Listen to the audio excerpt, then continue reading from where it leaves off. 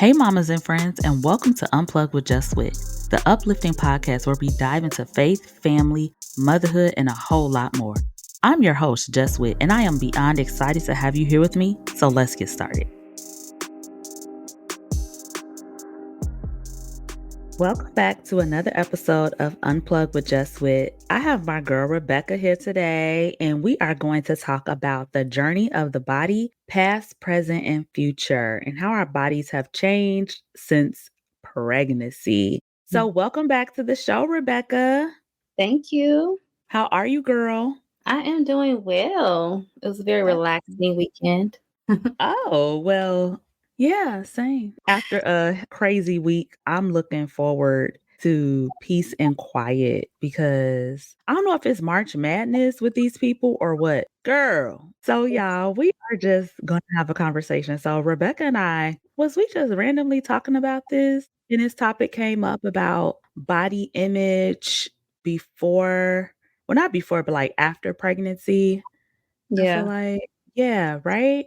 So, y'all know as moms, our bodies go through different, what you call it, phases, I guess you could say. So, Mhm.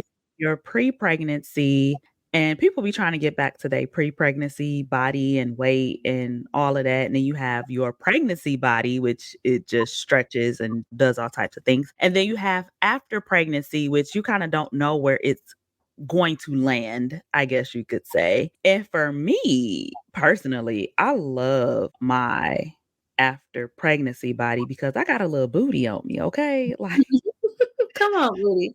the kid had gave me a little hump back there. So I was like, oh, she cute. Mhm. But truth is, I breastfed, you breastfed. While breastfeeding, the body be bodying. But when you finish breastfeeding, Yeah. let's talk about it. The breasts drop. Baby, I'm like, wow, this is, And yeah, it gives a new meaning to push-up bra. yeah. No, seriously. And they say when you're breastfeeding, your stomach's supposed to go down, right? Yeah, that's what they say. Mine Yeah. didn't go down. Yeah, that didn't happen. So yeah, it's just different per woman, I guess. Yeah, because that's the one thing I was waiting on, but also I did not exclusively breastfeed, so I don't know if that had an effect. I only breastfed when the child was in distress, meaning nobody could calm him down but me, Mhm. or at night when I did not feel like getting up to get a bottle. So Mhm. those were the times that I breastfed. Now, did you exclusively breastfeed? I can't remember. No, I supplemented. So I did both breastfeeding and formula up until she was 5 months. And then after that, it was exclusive formula. Yeah, my Okay, so milk wasn't coming in enough to match her feeding. yeah, cause my boo a little greedy. She is still. Like, no, low key. I think her and Liam eat the same amount. No, just kidding, just kidding. Yeah, cause I had a C-section, and so when you have a C-section, I learned that your milk does not come in. It's like on a delay, like a time lapse type thing, I guess. And Okay. so mine didn't come in until about a month after. And yes, I was already supplementing because Liam also had jaundice. So we had started supplementing in the hospital, but I was still giving him the, what is it, the cholesterol? Is that what it's called?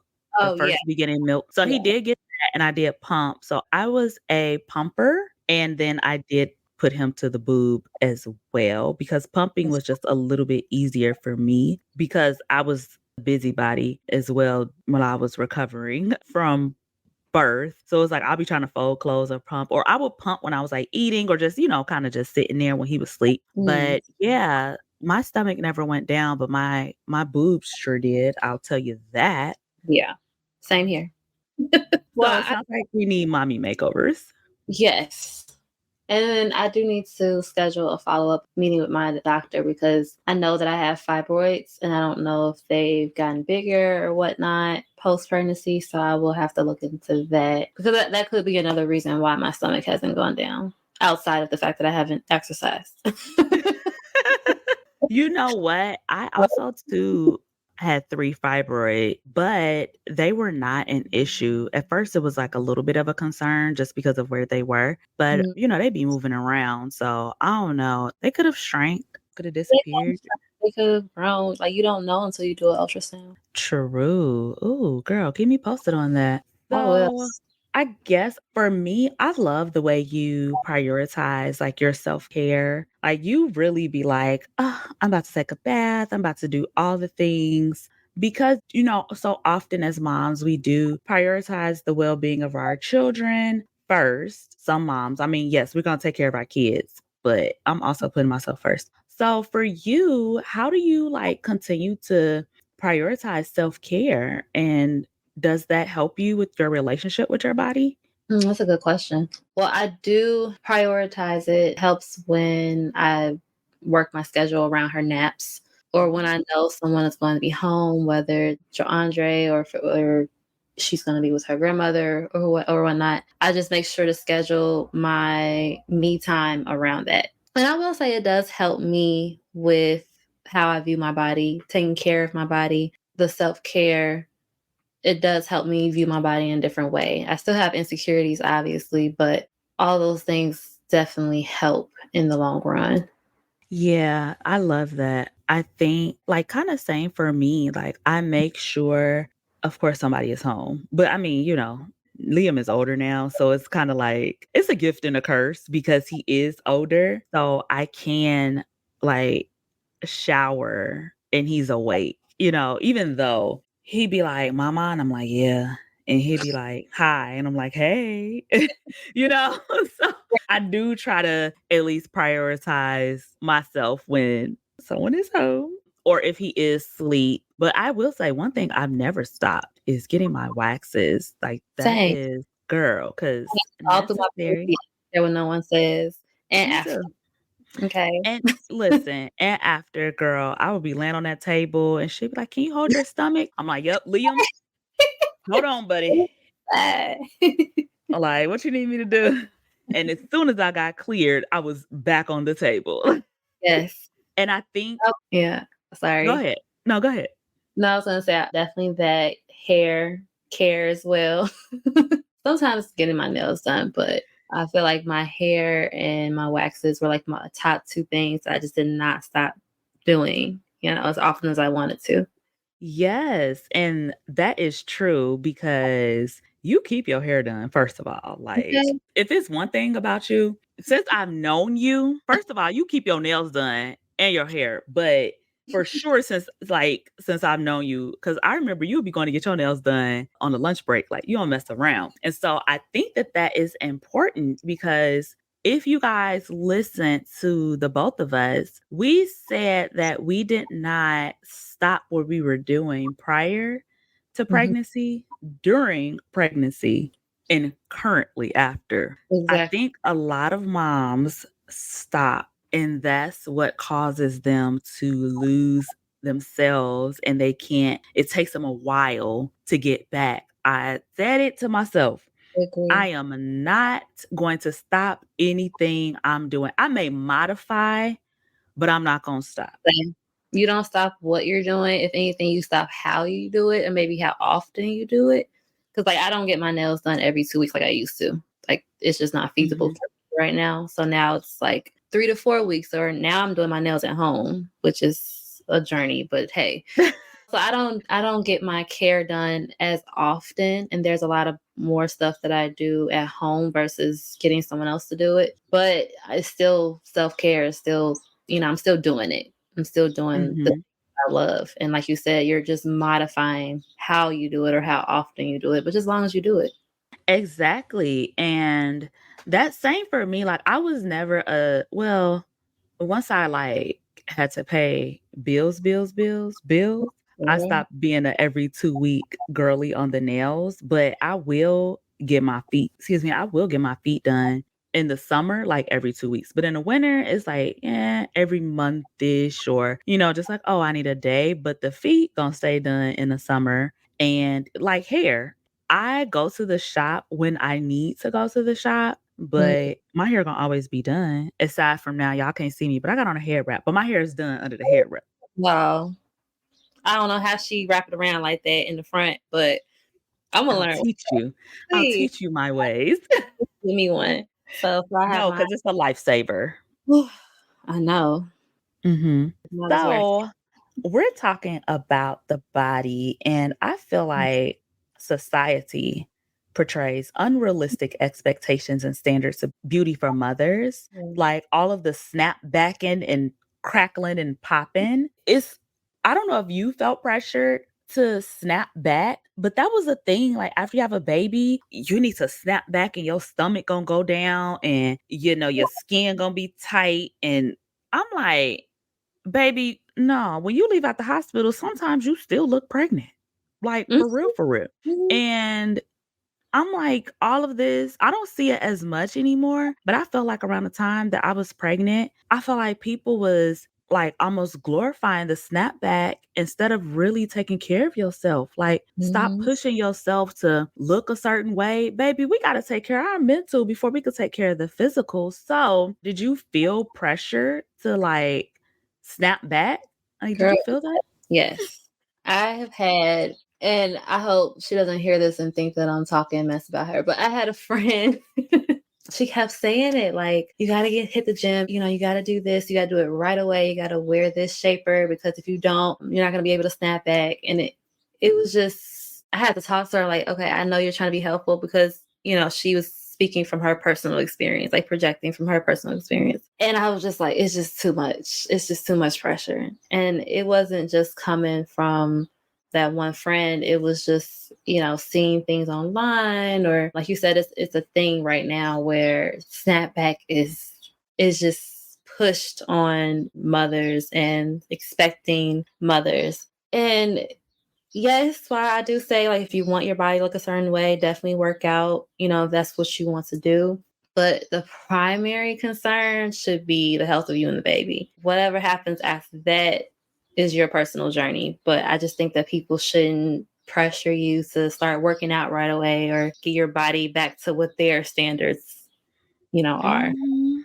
So I definitely Mhm. struggle with that. And I still struggle with it now. I mean, Zaya is about to be 1 year old and my stomach is not where I want it to be. And so, I still think about, the stomach is just, it needs to go away. It needs to disappear. So yeah, I definitely still feel the pressure even a year later. Yeah, and the thing is, and people be like, "Oh, go to the gym, go to the gym," but I think a lot of it has to do with the pre. Because if I wasn't necessarily going to the gym before, my body's not in that particular shape. So it's Yeah. not like I give birth, I go to the gym and I get a new shape right away. It Right. still takes work. So it's You the have to way. carve time to go to the gym. Yeah, and then especially as a new mom with a new baby, I'm trying to sleep. Like, we often debate on if we gonna sleep, eat, Hmm. or take a shower. Where's Yeah. the gym? Where's the gym? Because I don't have a nanny. And then I have work at school and Where's the gym? And granted, there are things you can do at home. I'm not saying that, but again, if you're at home, 9 times out of 10, you're working, hmm. or you're in school, or you're playing with a child because you don't want them to just be sitting there watching screen, right? So you Right. get all these pressures. You got to have a snapback body. You can't have a screen time kid. You got to feed them organic fruits and vegetables. Like, pressure is getting Have worse. to stay off social media, number one. Just stay off social media. Take your breaks because social media, the algorithm. As soon as I became a mom, the algorithm showed me all these mom baby related content. And so it can be overwhelming for sure. It is. So, you know what? While we're on the postpartum, I guess, topic, do you have any advice for moms who may be navigating postpartum recovery and adjusting to their new bodies? Like, what advice would you give a mom in general? Because, I mean, it ain't even got to be a new mom, actually. It could be a veteran mom. You know what I'm saying? Like, do you have any advice? And this is just for postpartum as far as like the body, right? Oh, you Not got some more advice? I mean, what you got, sis? make sure we're not talking about like postpartum depression. Like that's a whole another topic. Well, we could tap on that. Let's talk about the body first, then we'll tap into postpartum depression. Cause yeah, I mean, it's the body, right? Yeah. True. I mean, one thing that a few people have told me that stuck with me was to give myself grace. And grace has just been my favorite word really since my dad passed. But that word is just so present with me when I go through anxiety or, whatever I'm going through, being a new mom. It's just I constantly remind myself to give myself grace. Like, you don't have to be perfect. We're not perfect. So it's like impossible to have the perfect body or, have the perfect self image. So you really have to be realistic with what you went through. You just created a whole human. A whole And human.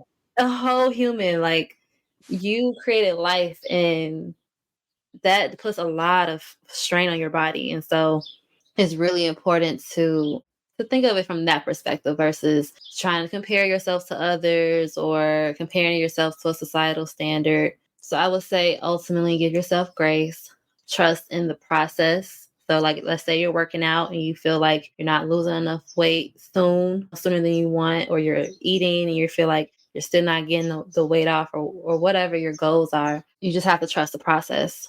And I will say creating a community, being around other people that deal with similar issues or are where you want to be, encourage you to continue. And what else would I say? Definitely, like I said, don't compare yourself to others. When you look at yourself in the mirror, you definitely don't want to look at yourself based on what someone else says you should look like, or what someone else says you should be. I think those are all really important. That's good. Yeah, that's very true. I think you have to, back in the day, they'd be like, don't talk to yourself or answer yourself or whatever. But you do have, Trust like, yourself. ooh, don't talk to yourself. But you do have to almost talk to yourself. You do have to just almost like encourage yourself, because I think if you look at other people and like succumb to those societal pressures, then I do think that plays a role in postpartum depression. So I am glad that you brought that up, because I Mm, think a lot of postpartum comes from the pressures of being a mom, and then you're already not getting enough rest, right? You're mm. probably not eating as much as you should, hydrating, all those things. So postpartum does play a role in it. Now, I had postpartum anxiety. Did you experience postpartum depression? I think it was more so anxiety. You had anxiety You know too. what? Why don't you kind of define the difference for me? Because sometimes I feel like Okay. or the same thing, child. It's so for me, postpartum anxiety, what it looked like was I was very anxious in terms of not wanting Liam to be around anyone without me being there. It was like a over clingy thing. And I always was like, is he hurt? Is he okay? I was just very anxious, like to the point where I almost didn't trust anybody with him but me, because I'm like, I don't want him to get hurt. Now, I'm wondering if that also could have stemmed because I had a miscarriage too. Yeah. And it was just that coupled with like, no, this my baby. Like, I gotta make sure he's okay. I gotta make sure like nothing happens to him. And then as far as like the depression goes, at least from what I've heard, depression is more so like where moms just really, I've heard of situations where moms don't even want to hold their babies. They don't want to look at their babies. It's like they're like depressed. Like they don't want to get up. They don't want to shower. They don't want to eat. And see, for me, I was eating. It was one day that I didn't wanna shower, and I think my mom thought I was, like, kind of falling into, like, that postpartum depression, but no, girl, I was just a little tired. And so she was like, "You're gonna go and shower, and every day you're gonna shower." And she literally would make me shower every day, and I'm like, I'm grateful because, showering, taking a bath, it does play a part in your mood. Don't get me wrong, but I was a little tired that day, sis, and it wasn't that I wasn't gonna take a shower, it just wasn't gonna be at 7 in the morning like I had normally done. Right. Girl, I would never forget that. She was like, and I wanna say she, like, started talking to Jamal about it too, like, "She's not showering, make sure you watch her," and, Watch girl, her and wash her. okay, like, if she's not gonna do it, you're gonna do it. But, yeah, so that's how I would kinda define the difference, more of a, like, anxious feeling, and honestly speaking, it just went away. Liam is 3. It just went away last year, like, where I'm not. Like, he's gone. And I'm like, okay, bye. Before I'd Yeah. be like, well, I gotta go too. How are you driving? Are you driving okay? You driving fast? If it was raining outside, don't take my baby with you because it's raining. No, you can't take him. I have to go. I have to be there. I have to be up. Like, what's wrong? Why is he crying? Why is he looking like that? Like, that was me for a little bit. Yeah. So, hey there, it's your girl JustWhit, and I've got something special to share. Imagine a Saturday morning unlike any other where you, me, and a group of amazing millennial women come together. We dive into the Bible, share our stories, and support for one another in our faith journey. That's right, I am inviting you to Bible study. I started this group because I wanted us to have a special place where we can be real about life, faith, and everything in between. A place where we can grow, not just in our understanding of the word, but in friendship and in spirit too. So if you're looking to deepen your faith and join a community that gets you, come on over and join us. Our next session is around the corner, so make sure you check out the description of this podcast where you will find all of the details. Yeah, I definitely would say that I had and still have postpartum anxiety, especially with this. I feel like it's just something about having like your first child. You just become like paranoid. And then, like you said, I've had a miscarriage too. And so, like, especially when she was a baby, I was nervous about SIDS Oh, because, they girl. scare you so much. Don't put the baby on the side or don't Did you close. do the mirror? Did you do the mirror test? What's the mirror test? Girl, They're let me breathing? tell you. Yes. Where you Oh, hold the mirror up to their face. I didn't hear about that one. I definitely I didn't get any sleep because I kept, okay, she breathing. Okay, she fine. Okay. And her little bassinet. Mhm. Yeah, I definitely dealt with anxiety, depression. Yes. So I had moments, mainly when she was like during infant stage. It was hard for me to adjust from literally just having been single and not like single in a relationship, but like still doing what I wanted to do. You know what I Mhm. mean? Having that freedom and then kind of mourning my old life. Like, okay, I'm a mom now. Like, I feel like it was like settling in. And then I was like, it's mixed in with anxiety. Like, am I going to be a good mom? Then thinking Mhm. about things that kind of like run in my family as far as depression and everything. And I instantly went to therapy. And then in therapy, a lot of old things came up about how I felt about my upbringing. And it was just, I had my little dark moments. And then there were some friendships that had ended right when I became a new mom. And so then I didn't have much support from my immediate family. And when he didn't really have many days off from work. And so I was home alone with the baby. Like, I really didn't have much help. Like, his mom would come by every now and then. But as a new mom, when you're just like, the baby is crying and you feel like you've done everything. And sometimes you just look at the baby like, oh my goodness. I Like love that Tyrese those meme. shoes. Yes. What do you want from me? Yes. Thankfully, I never had the extreme of feeling like I wanted to hurt my baby. Mhm. Thankfully, I know that does come with it as a symptom of depression, but I definitely had those moments where it's like I had to put her down because I'm just like, I'm overwhelmed.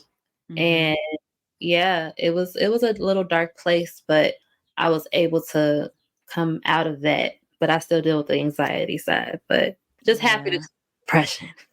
Yeah, and you said something very powerful, and that's therapy. And I think a lot of us shy away from that. But I have my thoughts on our government, but again, I believe that as a mom, new mom, vet mom, whatever, whenever Mhm. you have a baby for the first, because they just be like 6 weeks, baby, I just told y'all it took me like 2 years. Okay. I do believe that at least for the first 6 weeks, we should be given therapy. We should be given free therapy to help us through those like challenges. And then if the therapist feels like, okay, they need more support and more help, we should be offered those resources. Like how they Yeah. come in and make you sign all them papers for the billing and all of that. It should be mandatory therapy for and not just any therapy, like a therapist that caters to moms that are postpartum.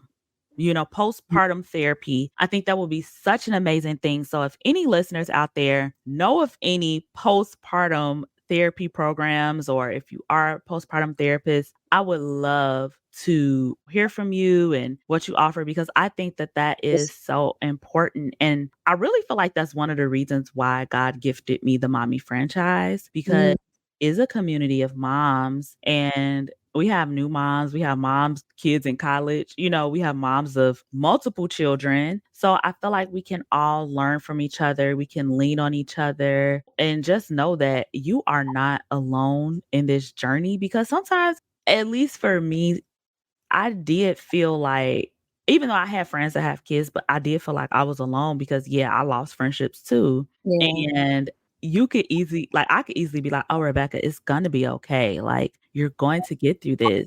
And it's like, "Okay, yeah, but what about now? I need the now." Like, Yeah, exactly. I And need then a lot of my friends, like, who did have kids, their kids are older. I think mm. I had maybe 2 friends that had children around the same time that I had Zaya, but most of my friends they had been there, done that. So, the kid is, like, 10 years old or whatever. So Like, girl, I don't even remember how to change a I diaper. don't remember, okay? And so sometimes I definitely did have periods where I felt alone and I had to like snap myself out of it. Okay, you're not alone. But I think sometimes our thoughts, if we dwell on the negative side, it becomes a situation. You know what I mean? Yeah. Like, it becomes your distorted view of a situation that's actually not true. So I had to remember, like, no, you're not alone. You definitely have a community behind you. They just at different stages, but they're still there to support you. And, like you said, in addition to yours, there are other groups where you can connect with other moms that are in a similar situation as you. You just have to go out there and look for it because resources are not always readily available for you at your lap. I learned that, and like even with like the breastfeeding issues that I had, my hospital had lactation support group every week, and so I did that for a few weeks. So yeah, I mean there are groups out there that you can find and join that are not, that are free.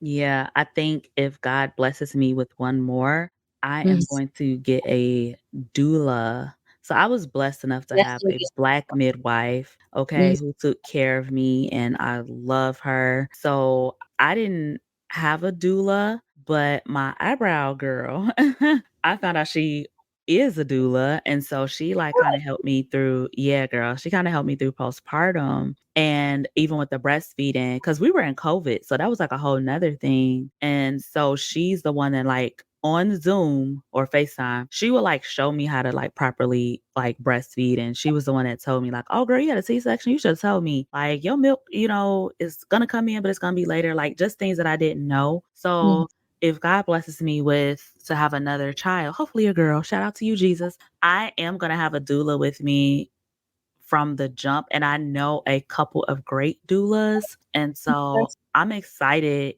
I just wanna experience that, like, I'm excited to experience that because I had a good pregnancy and even having a postpartum doula and, I see, like, on TikTok how people have, like, overnight doulas where, they will come and, like, wash the bottles and get the baby at night. I am doing all of that, and I'm yeah, not gonna feel like less of a mother we pay for because the older we get.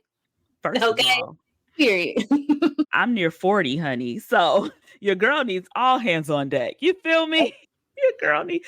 So and that is one thing that I am going to incorporate. I mean, in addition to a couple of other things like working out, I didn't work out for a while. Like I was walking to work downtown, but I am Yeah. going to work out during my pregnancy. I'm still going to get an epidural and I'm going to stand 10 toes down on that because, baby, I labored in my back. And if anybody knows anything about labor, laboring in your back is one of the worst things ever. I had a hard labor and I labored unmedicated for a good 24 hours. So, baby, I'm getting an epidural if I labor in my back again. Shoot it up, me. Walking in the door saying epidural. Listen, like, what we on? How are you with epidural? Ep- what's your name? Epidural? Baby's name, Like, epidural. no, but for real, Now. like. Now, today, at this, like, you don't know. No. Walking in the door, I want it ready. I want the doctor right there ready to put it. No, for real. Like, woo, that was, girl, Labor is I scary.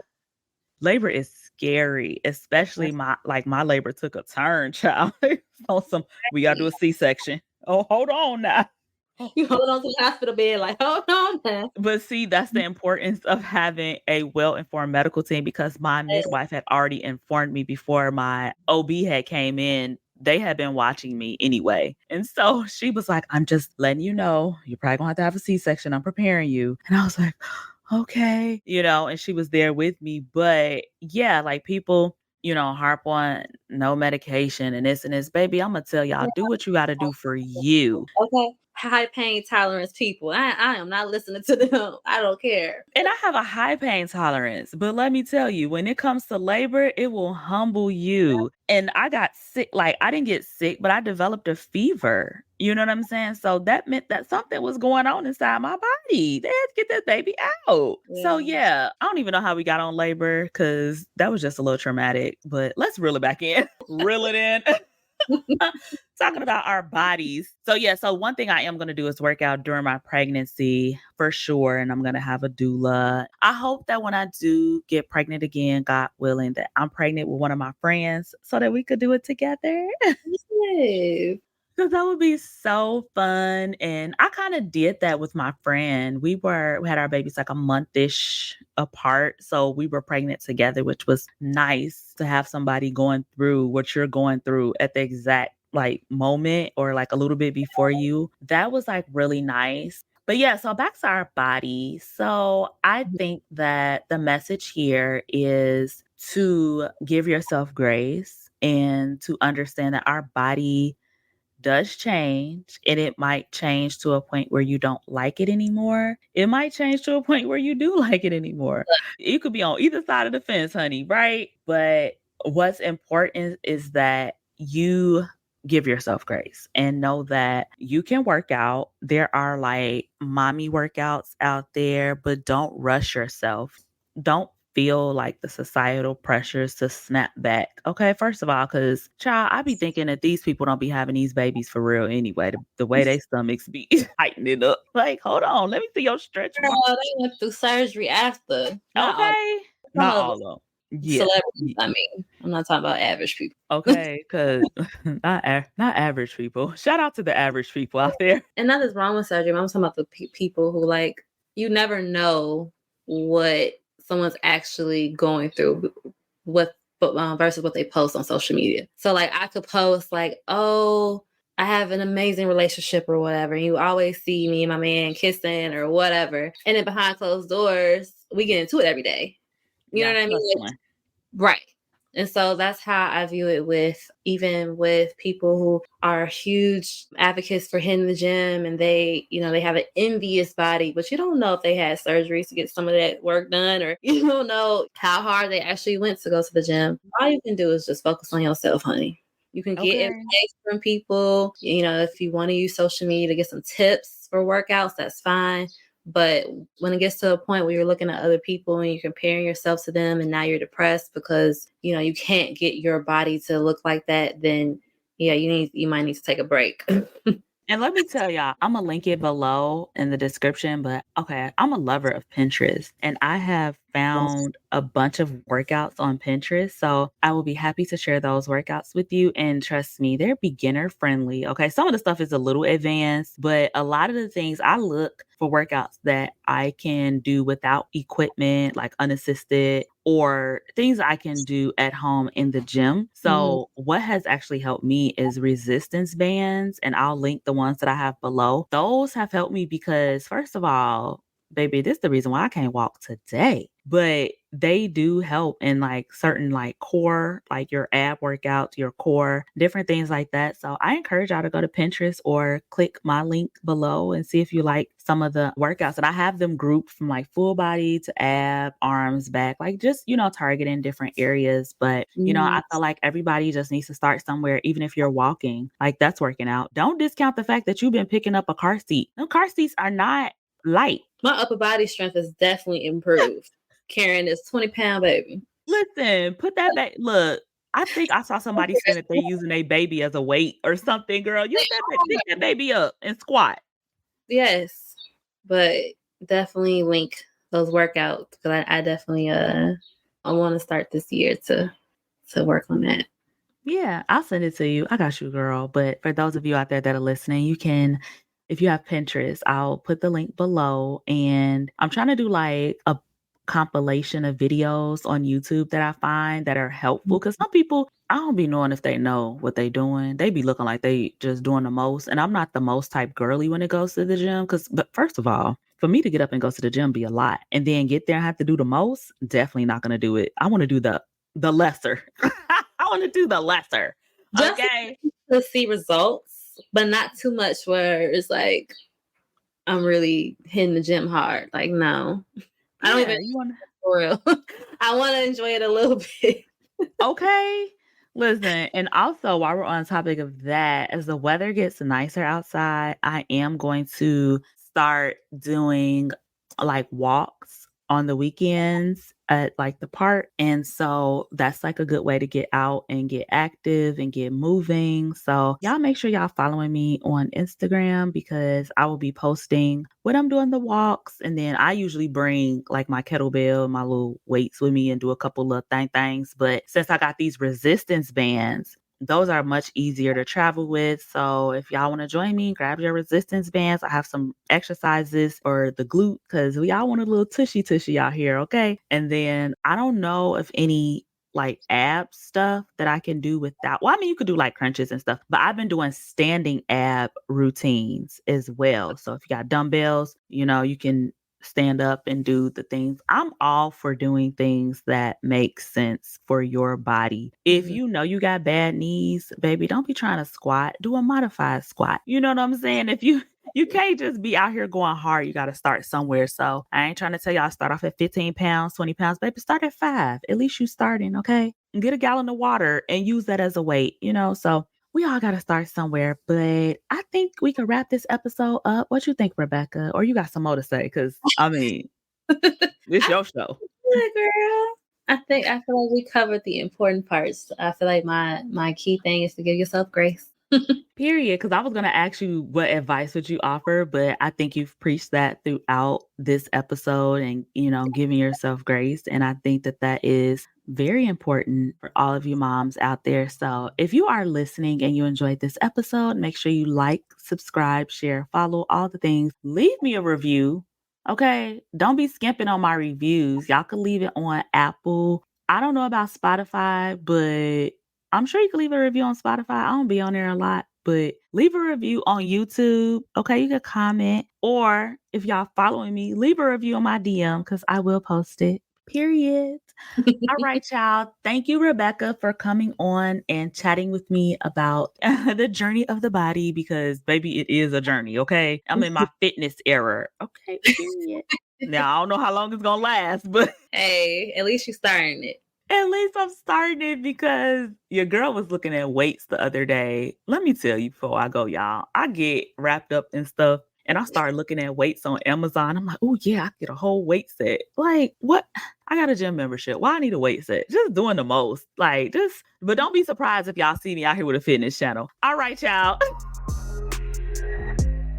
Thank you for listening to Unplug with JustWhit. Before we part ways, remember to hit the subscribe button so we can keep the conversation going. And hey, don't keep all this goodness to yourself. Don't be shy. Share this podcast and don't forget to leave a review.